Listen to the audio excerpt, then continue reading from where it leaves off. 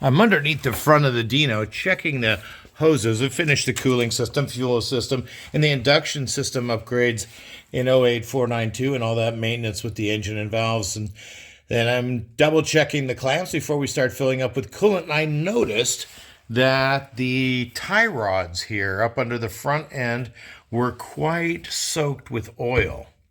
They're pretty dirty, and the original lubricant was an oil used in the rack. The inner tie rods have a seal which has obviously failed both here and the other side.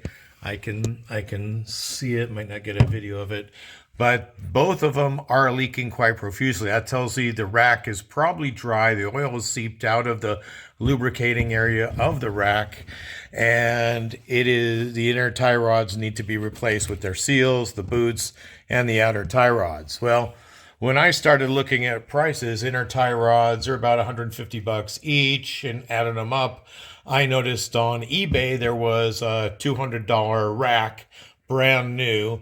Quite frankly, I wouldn't touch it. It was a generic photo, and I'm pretty scared of Chinese imitation products. But I went to my favorite parts suppliers, AW Italian and Ferrari Parts.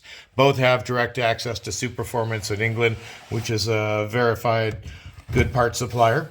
And guess what? I created an account on AW Italian, logged into it, and put this new steering rack for $500 in my cart.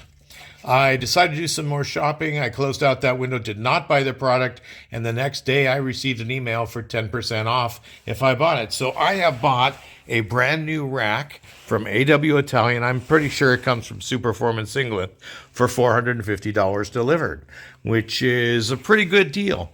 It has, I'm really pleased with the original white band clamps. A lot of people use the metal crimp ones. That's not correct for the original. It is not marked cam gears, but it is a superb knockoff for it if it is. Anyhow, the two ways that you can tell, I've got let's see, a hand busy right now, but these tie rods should be extremely stiff and take over 25, 30 foot-pounds of pressure to move. They will move in an angle. If yours are not doing that, if they are floppy here, the inner tie rod has definitely failed.